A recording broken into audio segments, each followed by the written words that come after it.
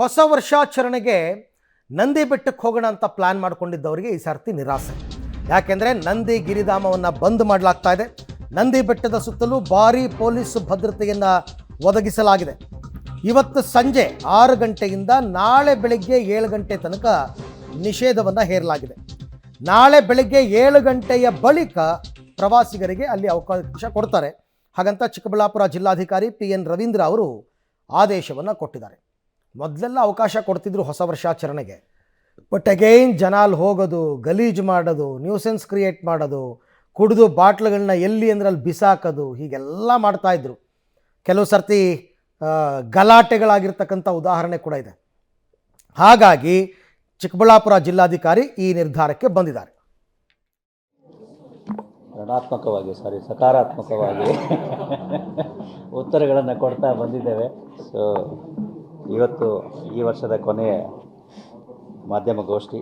ಎಲ್ಲರಿಗೂ ಸ್ವಾಗತ. ಎಲ್ಲರೂ ಕೂಡ ಹೊಸ ವರ್ಷವನ್ನು ಸಂತೋಷ ಸಡಗರದಿಂದ ಬರಮಾಡ್ಕೊಳ್ತಾ ಇದ್ದೀರಾ ಅಂತ ಅಂದ್ಕೊಂಡಿದ್ದೇನೆ. ಮುಂದಿನ ವರ್ಷವೂ ಕೂಡ ಪೊಲೀಸರ ಮತ್ತು ಮಾಧ್ಯಮದವರ ಒಂದು ಬಾಂಧವ್ಯ ಇದೇ ರೀತಿಯಾಗಲಿ ಅಂಥೇಳಿ ಆಶಿಸ್ತಾ, ಇವತ್ತಿನ ಮಾಧ್ಯಮಗೋಷ್ಠಿಯಲ್ಲಿ ಪ್ರಮುಖವಾಗಿ ಕೆಲವು ವಿಷಯಗಳ ಬಗ್ಗೆ, ಅದರಲ್ಲಿಯೂ ಮುಖ್ಯವಾಗಿ ಇರತಕ್ಕಂಥದ್ದು ನಮ್ಮ ಮಾದಕ ವಸ್ತುಗಳ ವಿರುದ್ಧದ ಬೆಂಗಳೂರು ನಗರ ಪೊಲೀಸರ ನಿರಂತರ ಒಂದು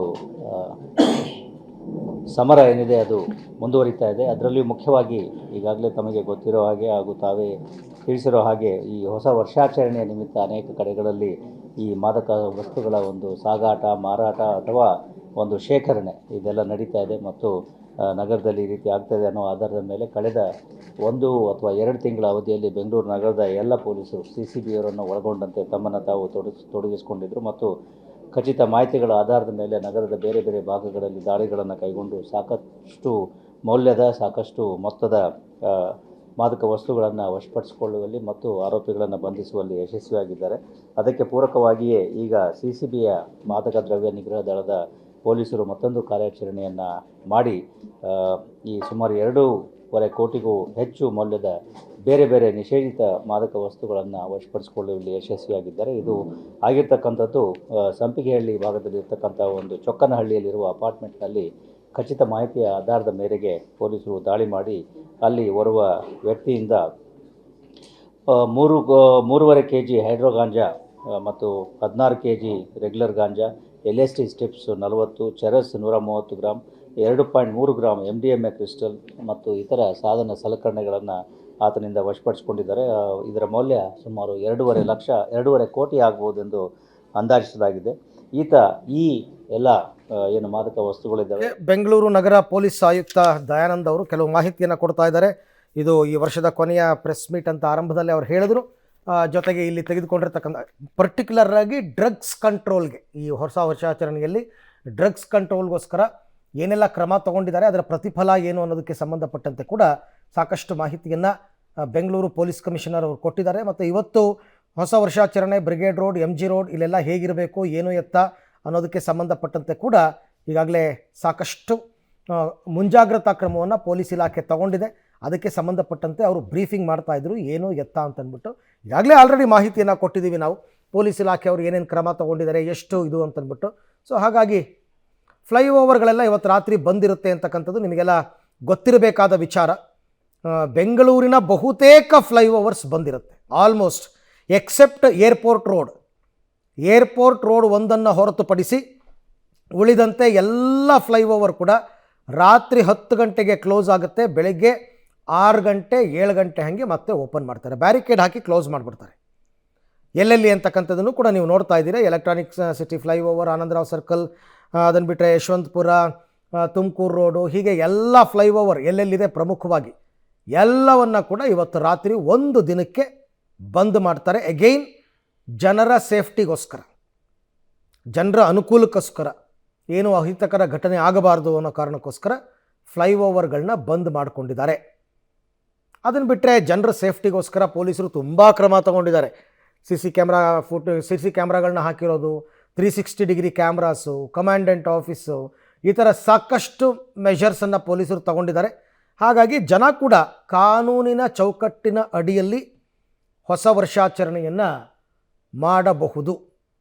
ಬ್ರಿಗೇಡ್ ರೋಡ್, MG ರೋಡ್ ಅಥವಾ ಕಮರ್ಷಿಯಲ್ ಸ್ಟ್ರೀಟ್ ಎಲ್ಲಿ ಬೇಕಾದರೂ. ಅಕಸ್ಮಾತ್ ನಿಯಮಗಳನ್ನು ಮೀರಿದ್ರೆ ದಂಡ, ಶಿಕ್ಷೆ, ಕೇಸು ಇದೆಲ್ಲವನ್ನು ಎದುರಿಸೋದಕ್ಕೆ ನೀವು ಕೂಡ ಸಿದ್ಧರಾಗಿರಬೇಕಾಗುತ್ತೆ. ಹೊಸ ವರ್ಷಾಚರಣೆಯನ್ನು ಮಾಡಿ, ಆದರೆ ನಿಮ್ಮ ಎಚ್ಚರಿಕೆಯಲ್ಲಿ ನೀವಿರಿ. ಯಾವುದೇ ರೀತಿಯ ತೊಂದರೆ, ಗಲಾಟೆಗಳಿಗೆ ಅವಕಾಶವನ್ನು ಮಾಡಿಕೊಡಕ್ಕೆ ಹೋಗಬೇಡಿ. ಓಕೆ, ಇನ್ನು ಹೊಸ ವರ್ಷಕ್ಕೆ ರೂಲ್ಸ್ ಏನು ಅಂದರೆ, ಬಾರು 1 ಗಂಟೆ ತನಕ ಓಪನ್ ಆಗಿರಬೇಕು, 1 ಗಂಟೆಗೆ ಕ್ಲೋಸ್ ಆಗಬೇಕು. ಪಬ್ಬು ಅಷ್ಟೇ 1 ಗಂಟೆ ತನಕ ಓಪನ್ ಆಗಿರಬೇಕು, 1 ಗಂಟೆ ನಂತರ ಅದು ಕ್ಲೋಸ್ ಆಗಿರಬೇಕು ಅಂತಂದ್ಬಿಟ್ಟು. ಕ್ಲಬ್ಗೂ ಕೂಡ ಡೆಡ್ಲೈನ್ ಕೊಟ್ಟಿದ್ದಾರೆ, 1 ಗಂಟೆ ತನಕ. 1 ಗಂಟೆ ನಂತರನೂ ಓಪನ್ ಆಗಿದ್ದರೆ ಪೊಲೀಸರು ಬಂದು ಕ್ಲೋಸ್ ಮಾಡಿಸ್ತಾರೆ. ಇನ್ನು ಮೆಟ್ರೋ ಟ್ರೈನು ನಿಮಗೆ 2 ಗಂಟೆ ತನಕ ಸಿಗುತ್ತೆ ಇವತ್ತು ರಾತ್ರಿ. 2:40ಕ್ಕೆ ಮೆಜೆಸ್ಟಿಕ್ಕಿಂದ ಲಾಸ್ಟ್ ಟ್ರೈನು 4 ದಿಕ್ಕಿಂದ ಹೊರಡುತ್ತೆ. BMTC ಸೇವೆ 2 ಗಂಟೆ ತನಕ ಇದೆ. ಪ್ರಮುಖವಾಗಿ MG ರೋಡಿಂದ, ಬ್ರಿಗೇಡ್ ರೋಡಿಂದ ಬಹುತೇಕ ಬೆಂಗಳೂರಿನ ಎಲ್ಲ ಕಡೆಗೆ. KSRTC ಯಥಾಸ್ಥಿತಿಯಲ್ಲಿರುತ್ತೆ, ಅಂದರೆ ಬಸ್ಗಳ ಆಪರೇಷನ್ ಕರೆಕ್ಟಾಗಿರುತ್ತೆ, ಏನೂ ತೊಂದರೆ ಇಲ್ಲ. KSRTC ಒಂದು ಅಂತಲೇ ಅಲ್ಲ, ಆಟೋ ಆಮೇಲೆ ಕ್ಯಾಬ್ಗಳು, ನೀವು ಕ್ಯಾಬ್ ಬುಕ್ ಮಾಡ್ಕೊಂಡು ಹೋಗ್ತೀನಿ ಅಂದರೂ ಹೋಗ್ಬೋದು. ಆಟೋಗಳಿಗೂ ಯಾವುದೂ ರಿಸ್ಟ್ರಿಕ್ಷನ್ಸ್ ಇಲ್ಲ. ಆದಷ್ಟು ಈಗ ಪಾರ್ಟಿಯನ್ನು ಮುಗಿಸ್ಕೊಂಡು ಆಟೋದಲ್ಲಿ ಹೋಗೋರು ಆಟೋದಲ್ಲಿ, ಕ್ಯಾಬ್ ಮಾಡ್ಕೊಂಡು ಹೋಗೋರು ಕ್ಯಾಬಲ್ಲಿ, ಈ ಥರ ಹೋಗ್ಬೋದು. ಈ ಎಲ್ಲ ಅನುಕೂಲಗಳನ್ನ ಮಾಡಿಕೊಟ್ಟಿದ್ದಾರೆ. ಮೇಯ್ನ್ ಒಂದು ತಿಳ್ಕೊಳ್ಳಿ, ಡ್ರಿಂಕ್ ಆ್ಯಂಡ್ ಡ್ರೈವ್ ಅವಾಯ್ಡ್ ಮಾಡಿ. ಅದು ಸಿಕ್ಕಾಕೊಂಡ್ರೆ ಮಾತ್ರ ನಿಮಗೆ ನಿಮ್ಮ ಲೈಸೆನ್ಸ್ ಕ್ಯಾನ್ಸಲ್ ಮಾಡ್ತಾರೆ, 20-25 ಸಾವಿರ ತನಕ ದಂಡ ಹಾಕ್ಬೋದು. ಟ್ರಿಬಲ್ ರೈಡಿಂಗು, ವೀಲಿಂಗು, ಈ ಥರ ನ್ಯೂಸೆನ್ಸ್ಗಳನ್ನ ಕ್ರಿಯೇಟ್ ಮಾಡಿದ್ರೆ ಮಾತ್ರ ಬಿಡಲ್ಲ. ಅದನ್ನು ಬಿಟ್ಟು ನಿಮ್ಮ ಎಚ್ಚರಿಕೆಯಲ್ಲಿ ನೀವಿದ್ದು ನೀವು ಸೆಲೆಬ್ರೇಷನ್ ಮಾಡ್ತೀನಿ ಅಂದರೆ ಪೊಲೀಸರು ಯಾಕೆ ಅಡ್ಡಿ ಬರ್ತಾರೆ? ಹಂಗೆ ನೋಡೋಕೆ ಹೋದರೆ ನಿಮ್ಗಳ ಭದ್ರತೆಗೆ ಅಂತಲೇ ಸಾವಿರಾರು ಜನರನ್ನ ಪೊಲೀಸರನ್ನ ನಿಯೋಜನೆ ಮಾಡಿದ್ದಾರೆ, ನಿಮ್ಗಳಿಗೆ ಯಾವ ರೀತಿ ತೊಂದರೆ ಆಗಬಾರ್ದು ಅಂತ. ಎಲ್ಲದಕ್ಕೂ ದಂಡವನ್ನು ಹಾಕ್ತಾರೆ. ವೀಲಿಂಗ್ ಮಾಡೋದಕ್ಕೆ ಅನುಚಿತ ವರ್ತನೆ ಕೇಸ್ ಹಾಕ್ತಾರೆ. ಸೊ ಹೀಗೆ ಬೇರೆ ಬೇರೆ ರೀತಿಯಲ್ಲಿ ಕಠಿಣ ಕ್ರಮಗಳನ್ನು ಕಾನೂನಾತ್ಮಕವಾಗಿ ತಗೊಂಡಿದ್ದಾರೆ. ರೂಲ್ಸ್ ಮೀರಬಾರ್ದು ಅಷ್ಟೇ. ರೂಲ್ಸ್ ಮೀರಿದ್ರೆ ದಂಡ, ಕೇಸು ಎಲ್ಲವನ್ನು ಎದುರಿಸೋದಕ್ಕೆ ಸಿದ್ಧರಾಗಿರ್ಬೇಕು ನೀವು. ಸಾರ್ವಜನಿಕರಿಗೆ ತೊಂದರೆ ಕೊಡೋದು, ಮಹಿಳೆಯರಿಗೆ ತೊಂದರೆ ಕೊಡೋದು, ಕಿರಿಕಿರಿ ಮಾಸ್ಕ್ ಹಾಕ್ಕೊಳ್ಳೋದು, ಕೆಟ್ಟದಾಗಿ ಸೌಂಡ್ ಮಾಡೋದು, ಬ್ಯೂಗಲ್ನ ಹಿಡ್ಕೊಂಡು ಸೌಂಡ್ ಮಾಡೋದು, ವಿಷಲ್ ಹಿಡ್ಕೊಂಡು ಸೌಂಡ್ ಮಾಡೋದು, ಅದನ್ನೇ ಅಸಭ್ಯ ಸದ್ದು ಅಂತ ಹೇಳಿದ್ದು. ಇದೆಲ್ಲ ಮಾಡೋ ಹಾಗಿಲ್ಲ.